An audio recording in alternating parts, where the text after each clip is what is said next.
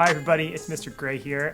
Thanks again for another great week. I really want to thank everyone for all the incredible donations of books to our classroom. We're right in the middle of Read Across America Day. Right now, the kids are having a great time getting to read. It's just really a great time to get to celebrate reading and just the gift of reading that we have, the gift of books that we have in our classroom, in our school, in our city, at your homes. And it's really amazing. So we're really celebrating that today. And so we're spending all the time reading, but thank you very much for all your donations.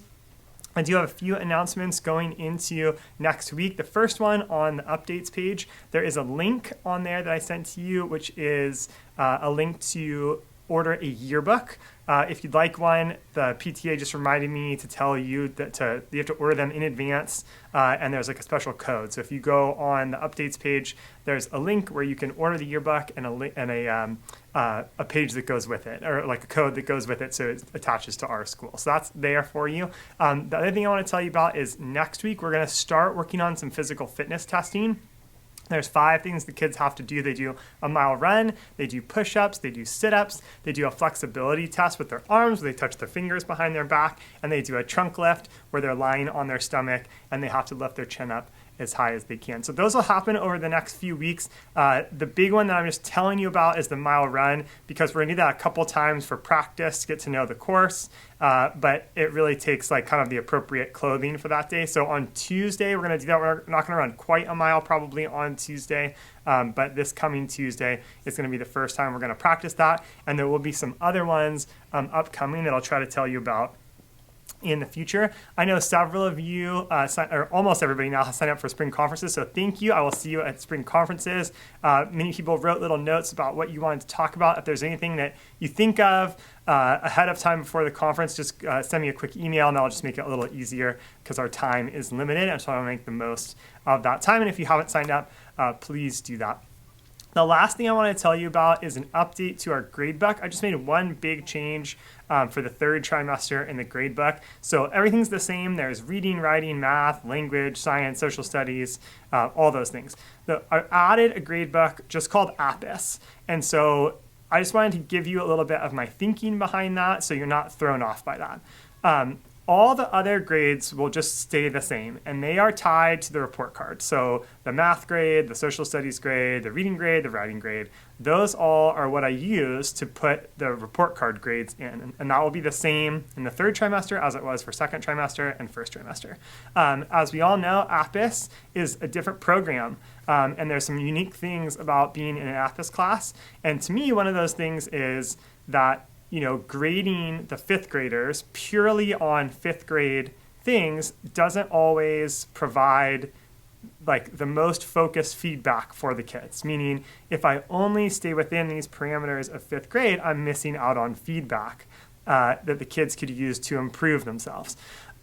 Likewise, if I only focus on things that are out of 5th grade, they miss out on the 5th grade feedback that is relevant. So I'm kind of using that APIS gradebook to bridge the gap. And so what it will be is a bunch of assignments in all different subjects that don't really apply exactly to the 5th grade standards, but I think are relevant to give feedback in.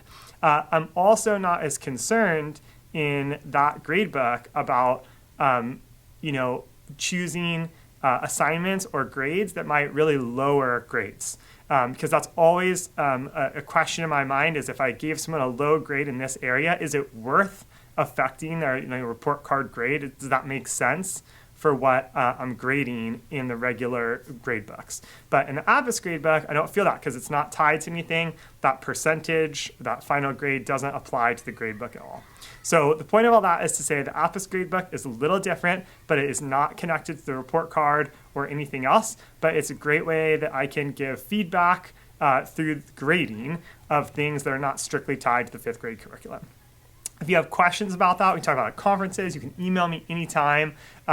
But it's just kind of a big change. So yeah, if you need to talk about it with me, I'd love to. But I think it will be ultimately helpful to the students to be able to get some feedback on things that I otherwise couldn't give feedback on. In Reader's Workshop next week, the kids are continuing their American Revolution book clubs. The kids started out in groups and they had to come up with an individual project and a group project that showed their understanding, and they put all that together in Google Slides, and so I'm able to see all of the work they did as well as watch them and talk to them throughout the week.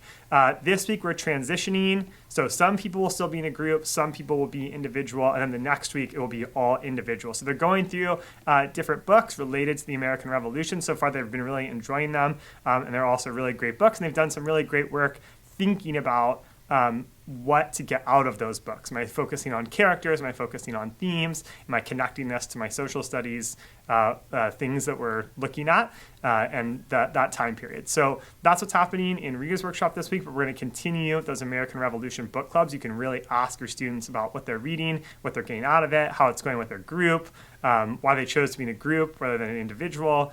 You can ask them all those things, but it's going really well.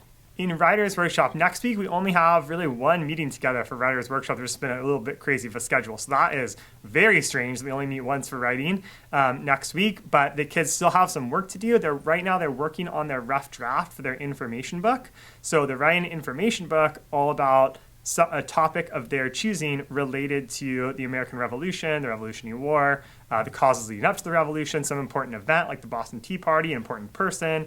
They're kind of choosing that. So they're working on their rough draft. On Wednesday, we're going to meet next week, and we're going to talk about adding an essay into the information book. So the nice thing about the information book that we're working on right now is that it's including lots of different pieces of writing. It will have an information aspect, a teaching aspect, but it's also going to include some other things. So on Wednesday, we're going to talk about adding an argument essay, like a mini version, into their information book. And so the kids will try to add that at some point that will be based on their topic. In math next week, we're doing a couple of things. This so far has been, it's going to be, by the time we just got started, but it's going to be my favorite unit of the year, I think. We're talking all about volume. And so we have done kind of a quick run through of just finding volume of rectangular prisms and irregular prisms. Irregular prisms, you can imagine, are two prisms like stuck together in some way. So that's what they've been working on the last couple of days. We'll take a quiz on Tuesday about that. In addition to that, next week we will be talking about, the kids are going to have to make a rectangular prism that holds cereal. And so they'll just get one piece of paper. They'll have to put that together in the best way to hold the most cereal. So that'll be a really fun mini project for a day. We'll also talk about kind of going in reverse. Rather than finding the volume given the side lengths, the edge lengths, we will go backwards. We will have a missing edge length given a volume, and you'll have to find that. So that's another thing we'll be working on. And then finally, the other thing that's happening in our class right now is kind of my version of the stock market game. I know the kids played the stock market game last year with Mrs. Venable. My version's a little different just because there's some other things we're going to add. So over time, the kids have chosen stocks, and next week we're going to turn it on. So they'll be able to see, starting on Monday, how their stocks are doing. And we're just going to leave it, and we're just going to watch it for a while. Rather than go back in and out and buying more and selling more, we're just going to leave it. We're going to watch it over that time. I'm also going to ask parents at some point to join. You'll get an email if you'd like to join our stock market game, where you'll have $10,000 to invest, and you get to determine to invest. And so on the stock market game, we'll be able to see whose stocks are performing the best as a percentage.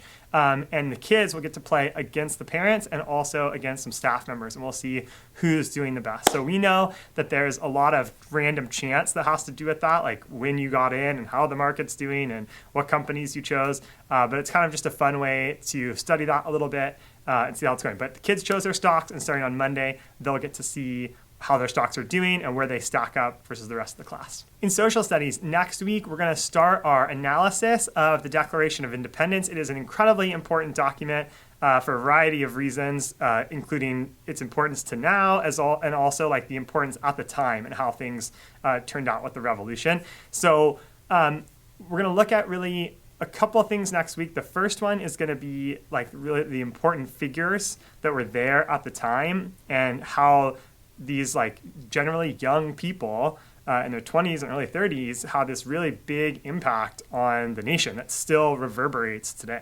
And then we'll get into that study of the Declaration of Independence. We'll do that over a couple weeks. We're going to look at how it's organized and really break it down to its different parts. And then we'll use that, the kids will use that to create their own Declaration of Independence. So that part won't happen until the next week, but that'll be a really fun thing we get to do to study the Declaration of Independence. In science next week, the kids are going to look at one area, which is the Mojave Desert, and we're going to look at the ways that animals and water are affected by the conditions in the Mojave Desert. And of course, the kids will go see Mr. Marco in Science Lab. In vocabulary and other, next week, the students will take their second classical roots quiz on Tuesday. They'll also they have a choice activity that they will turn in on Tuesday that relates to that. So they'll turn in that one piece of work that they can work on, they've been working on. And then secondly, they'll take the quiz on Tuesday, and then we'll pause classical roots for a couple weeks, and we'll change over to Wordly Wise.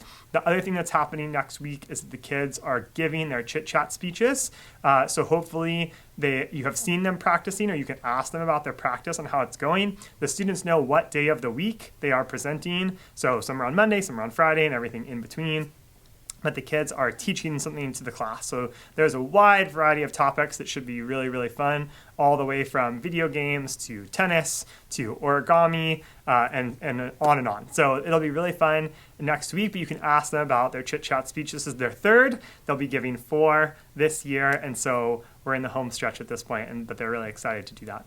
Thank you again, like I said, for another great, fantastic week. This has been so fun. Read Across America Day is a really fun thing, and thank you again for book donations. That not only helps Read Across America Day, but it helps our classroom library, and it helps our classroom library on into the future in future years. And so kids will really enjoy those books for a long time. So thank you very much. Like I said, if you have any questions about the Apis gradebook, you can ask me at conferences or email me anytime. And of course, if you have any thoughts going into spring conferences, feel free to email me ahead of time. But I can't wait to see you and celebrate all your students and everything they've done this year. So thank you again. Have a great week. Bye-bye.